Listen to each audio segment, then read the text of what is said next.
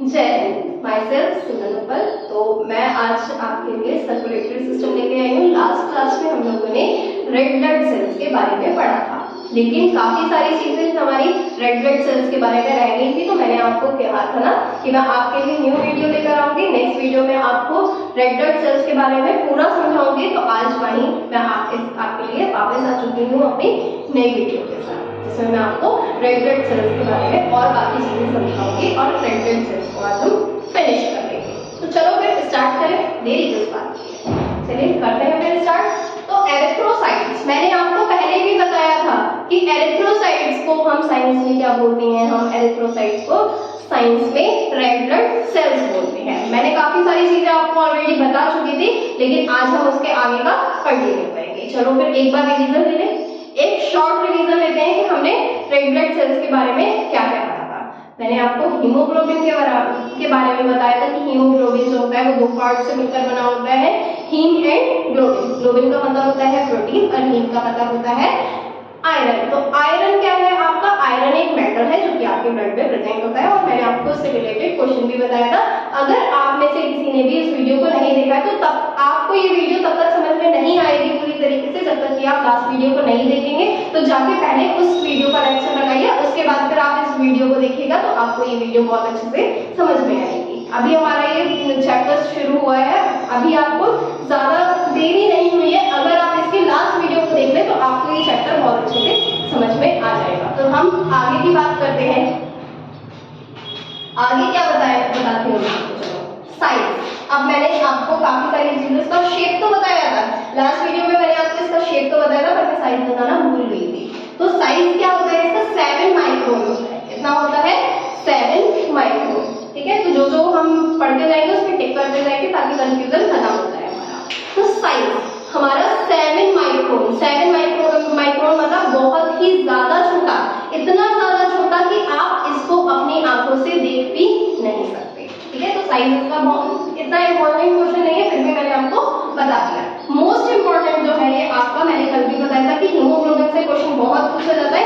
एक क्वेश्चन और आता है जिसे बोलते हैं हम रेस्पिरेटरी पिगमेंट। ठीक है, तो हमारा रेस्पिरेटरी पिगमेंट मतलब हमारे ब्लड के अंदर होती है रेड ब्लड सेल्स, और रेड ब्लड सेल्स क्या करती है आपके लिए, ऑक्सीजन का ट्रांसपोर्ट करती है। कल भी बताया था मैंने आपको कि आपको मैंने लास्ट वीडियो में ये बताया था कि हमारा ऑक्सीजन का ट्रांसपोर्ट कौन करता है, हमारी red blood cell. Red blood cell में भी कौन सा पार्ट, हीमोग्लोबिन करता है। कौन सा पार्ट करता है, हीमोग्लोबिन करता है। हीमोग्लोबिन क्या हो गया, अब ऑक्सीजन किसके थ्रू लिया आपने, रेस्पिरेशन के थ्रू। रेस्पिरेशन के मतलब रेस्पिरेशन में काफी सारी चीजें आती है, वो उसका हम अलग से वीडियो बनाएंगे, लेकिन मैं आपको एक बेसिक चीज बता देती हूँ कि ब्रीथिंग मतलब सांस लेना और छोड़ना। ठीक है, इसके आगे की प्रोसेस जो होती है उसको रेस्पिरेशन कहा जाता है, लेकिन ब्रीथिंग भी रेस्पिरेशन का ही एक पार्ट है। तो ऑक्सीजन क्या है आपका, रेस्पिरेशन के थ्रू लिया गया, ब्रीथिंग के थ्रू लिया गया है, तो ये क्या हुआ आपका, रेस्पिरेटरी पिगमेंट हो गया। अब रेस्पिरेटरी तो हो गया, ऑक्सीजन एक रेस्पिरेटरी हो गया जिसको हमने किसमें रखा है, आपके हीमोग्लोबिन के अंदर। तो हीमोग्लोबिन क्या हो गया आपका, रेस्पिरेटरी पिगमेंट। मतलब रेस्पिरेटरी मतलब ऑक्सीजन और पिगमेंट मतलब जो कैरी करे। तो ऑक्सीजन को कैरी करने वाला मॉलिक्यूल क्या है आपके ब्लड के अंदर, हीमोग्लोबिन। बात समझ आई। दूसरी चीज, अब आपको मैंने बताया था कि प्रोड्यूस कहाँ होती है आपकी, तो प्रोड्यूस होती है, मैंने लास्ट वीडियो में आपको बताया था कि रेड बोन मैरो में। और मैंने आपसे कमेंट में ये भी पूछा था कि आप मुझे बताएंगे कि कौन कौन सी जगह है जहाँ पे आपकी रेड ब्लड सेल्स बनती है। तो आपने कमेंट में बताया होगा, लेकिन जिन्होंने नहीं बताया कोई बात नहीं, उनके लिए मैं बता देती हूँ। तो क्योंकि रेड बोन मैरो में तो बनेगी, लास्ट क्लास में मैंने आपको रेड बोन मैरो भी बताई थी क्या होती है, और रेड बोन मैरो भी कहाँ की, रिब्स की। ये बात तो मैं आपको लास्ट क्लास में बता चुकी थी। अब क्या है, ब्रेस्ट की बोन, जो आपके ब्रेस्ट होता है, ब्रेस्ट की बोन में भी आपकी आरबीसीज बनती है।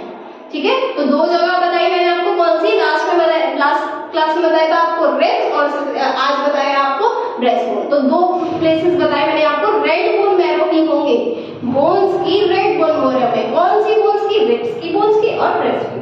ठीक है, तो ये इंपॉर्टेंट है, इसको भी आपको लर्न करना है। फिर उसके बाद आपके mature RBCs have no nucleus. मैं एक मिनट पानी पी लेती हूँ, फिर मैं आपको बताती हूँ।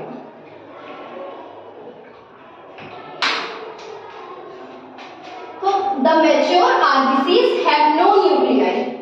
मैंने आपको आपको लास्ट क्लास में बताया था कि मैं आपको नेक्स्ट क्लास में ये बताऊंगी कि कौन कौन से ऑर्गेनल हैं जो कि एब्सेंट होते हैं, आरबीसीज में। बाकी सारी सेल्स में है पर आरबीसीज में नहीं है। तो कौन कौन से होते हैं हमारे? न्यूक्लियस, ठीक है, माइटोकॉन्ड्रिया और एंडोप्लाज्मिक रेटिक्यूलम। ये तीन ऑर्गेनल हैं जो कि आरबीसीज के अंदर एब्सेंट होते हैं। और इसमें से सबसे ज्यादा न्यूक्लियस से क्वेश्चन आता है कि कौन, आपको एक क्वेश्चन दिया जाएगा कि इनमें से कौन सा ऑर्गेनल है जो आरबीसीज में एब्सेंट होगा। तो ऑप्शन में आपको सबसे ज्यादा क्या दिया जाएगा? सबसे ज्यादा आपको न्यूक्लियस दिया जाएगा और सेकंड नंबर पे आपको माइटोकॉन्ड्रिया दिया जाएगा। तो ठीक है, तो अगर आपको न्यूक्लियस मिलता है तो आप न्यूक्लियस पे टिक करेंगे, और अगर आपको माइटोकॉन्ड्रिया मिलता है तो माइटोकॉन्ड्रिया। और सम केसेस में ये एंडोप्लाज्मिक रेटिकुलम और कभी-कभी ये तीनों ही साथ में आ जाते हैं। ठीक है, इतनी बात आपको समझ आ गई। तो न्यूक्लियस क्या होता है? एक सेल, मैं आपको सेल में दिखाती हूँ, बना देते हैं। ये हो गई आपकी सेल। अब इस सेल के सेंटर वाले पार्ट में क्या होता है? आपका न्यूक्लियस होता है, जिसे हम क्या कहते हैं? Brain of the cell. जैसे मेरी पूरी बॉडी या आपकी पूरी बॉडी किससे कंट्रोल है? आपके ब्रेन से। ऐसे ही सेल की पूरी बॉडी किससे कंट्रोल होती है? न्यूक्लियस से कंट्रोल होती है। और ये सेंटर में होता है और सेंटर का बहुत बड़ा पार्ट जो है उसको कवर करके रखता है। तो क्या होगा कि अगर ये आरबीसी है ना, तो इसमें न्यूक्लियस नहीं होगा। ठीक है, उसकी वजह मैं आपको भी बताऊंगी कि क्यों। इसके अलावा आपका न्यूक्लियस मैंने आपको बता दिया। फिर आता है माइटोकॉन्ड्रिया को क्या कहा जाता है? Powerhouse of the cell. ये भी आपका इंपॉर्टेंट क्वेश्चन है, एक क्वेश्चन और हो गया, मिल गया है हमें। Powerhouse of the cell is called mitochondria. Mitochondria क्या करता है? आपका एनर्जी प्रोड्यूस करता है। ठीक है, एनर्जी प्रोड्यूस करता है, इसी वजह से हम इसे क्या कहते हैं? पावर हाउस कहते हैं। आरबीसीज को एनर्जी की जरूरत है ही नहीं। ये कहता है मुझे कोई किसी चीज की जरूरत नहीं है, मैं अकेला ही काफी हूं। ठीक है, तो इसको ना तो न्यूक्लियस की जरूरत है, ना ही इसे माइटोकॉन्ड्रिया की जरूरत है। ये दोस्ती करने में बिलीव ही नहीं रखता। ये कहता है मुझे कोई दोस्त नहीं चाहिए, मैं अकेला काफी हूं, बस मुझे ऑक्सीजन दे दो लाके। ठीक है, तो यहाँ पे माइटोकॉन्ड्रिया भी नहीं होगा, मतलब ये अपने पास से कोई भी एनर्जी नहीं बनाते हैं। फिर आता है ईआर कहते हैं एंडोप्लाज्मिक रेटिकुलम। एंडोप्लाज्मिक रेटिकुलम का काम क्या होता है? राइबोसोम्स को साथ में मिलाकर प्रोटीन सिंथेसिस करना। कहीं पे वर्ड आ जाए अगर सिंथेसिस, तो सिंथेसिस का मीनिंग होता है प्रोडक्शन ऑफ प्रोटीन, प्रोटीन को बनाना। तो प्रोटीन को बनाने का काम ये नहीं करते। इनके पास एंडोप्लाज्मिक रेटिकुलम होता ही नहीं है, इस वजह से ये प्रोटीन को भी नहीं बताते। इनके पास अपना प्रोटीन है। ये कहते हैं भैया हमें तुम्हारा प्रोटीन नहीं चाहिए, हमारे पास अपना एक प्रोटीन है जिसे हम क्या कहते हैं? ग्लोबिन कहते हैं। हीमोग्लोबिन, आयरन वाला प्रोटीन हमारे पास है, इससे ज्यादा हमें नहीं चाहिए।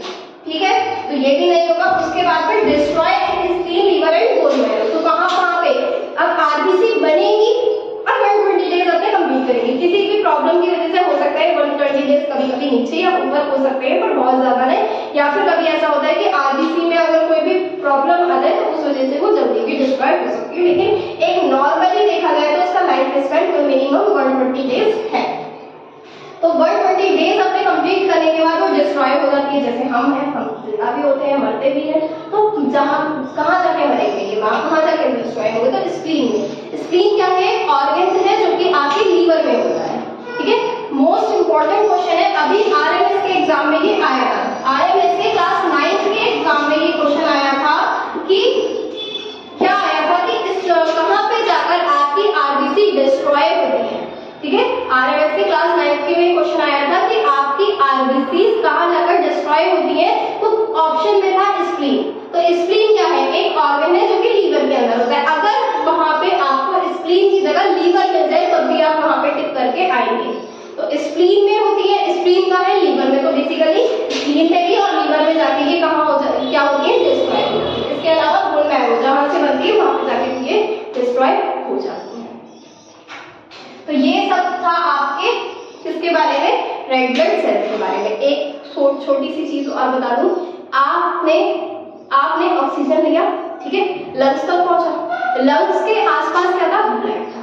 ब्लड कहां पहुंच गया? आपकी रेड ब्लड सेल्स में। अब रेड ब्लड सेल्स के पास था हीमोग्लोबिन। हीमोग्लोबिन ने क्या किया? हीमोग्लोबिन ने अपने पास उस ऑक्सीजन को ले लिया। एक आरबीसी 4 ऑक्सीजन मॉलिक्यूल को कैरी करती है।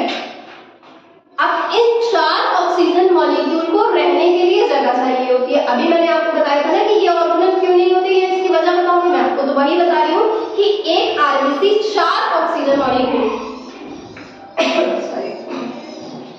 एक आरबीसी 4 ऑक्सीजन मॉलिक्यूल को कैरी करती है। अब इन 4 ऑक्सीजन मॉलिक्यूल को रहने के लिए जगह चाहिए, तो ये 4 ऑक्सीजन मॉलिक्यूल को रहने के लिए जगह प्रोवाइड हो सके, इसी वजह से ये तीनों ऑर्गेनल्स एब्सेंट होते हैं, क्योंकि यही तीनों ऑर्गेनल्स हमारे सेल की बहुत ज्यादा जगह घेर लेते हैं। इसी वजह से वो न्यूक्लियस वगैरह नहीं होता, इसी वजह से बाइकॉन्केव होती है, बीच में से दबी हुई होती है, और जैसे कि ऑक्सीजन इसके अंदर आती है 4 ऑक्सीजन, तो ये थोड़ी सी फूल जाती है। ठीक है, ये वजह थी जिस वजह से ये ऑर्गन एब्सेंट होते हैं। तो फिर अब मैं आपको आगे बताती हूँ व्हाइट ब्लड सेल्स के बारे में। तो व्हाइट ब्लड सेल्स को आपको क्या कहते हैं, ल्यूकोसाइट। तो एक काम करते हैं, हम थोड़ा बहुत इसके बारे में व्हाइट ब्लड सेल्स के बारे में पढ़ते हैं, और व्हाइट ब्लड सेल्स को हम नेक्स्ट वीडियो में कैरी करेंगे। वीडियो बहुत ज्यादा हो जाएगी, फिर आप बोर होने चालू करेंगे, पहले इतना पढ़ो उसके बाद हम आगे बढ़ेंगे। मैं आपको एक शॉर्ट में बता देती हूँ कि व्हाइट ब्लड सेल्स हमारी बॉडी के अंदर 400 to 500 पर मीटर क्यूब होते हैं। ठीक है, लाइफ स्पेन, जैसे इसका लाइफ स्पेन बताया था वैसे इनका भी 2 वीक्स होता है, बहुत कम होता है इनका, तो रेड ब्लड सेल्स का तो फिर भी बहुत ज्यादा है, लेकिन व्हाइट ब्लड सेल्स हमारी बहुत कम जीती हैं। कितनी जीती है, लगभग 2 वीक तक। फंक्शंस मैं आपको नेक्स्ट वीडियो में बताऊंगी, इस वीडियो में इतना ही पढ़ते हैं। बाकी आप नेक्स्ट वीडियो के लिए आप ये याद कर लेना कि व्हाइट ब्लड सेल्स क्या होते हैं, क्या क्या मैंने ऑलरेडी बताया, और हम इसे व्हाइट ब्लड सेल्स को साइंस में क्या कहते हैं, ल्यूकोसाइट्स। ठीक है, तो नेक्स्ट वीडियो में हम इसको कैरी करेंगे। ओके, तो अब आप इसको वीडियो को देखिए, इसकी लास्ट वीडियो को भी देखिए, और अपने आरबीसीज को क्लियर कीजिए। अगर आपकी आरबीसीज में अगर कोई भी डाउट रहता है तो आप कमेंट करके बताइए, मैं नेक्स्ट वीडियो में उसको भी आपके कमेंट्स को देखकर सॉल्व कर दूंगी। ठीक है, तो फिर आप अच्छे से अपनी प्रिपरेशन कीजिए। Okay, bye bye.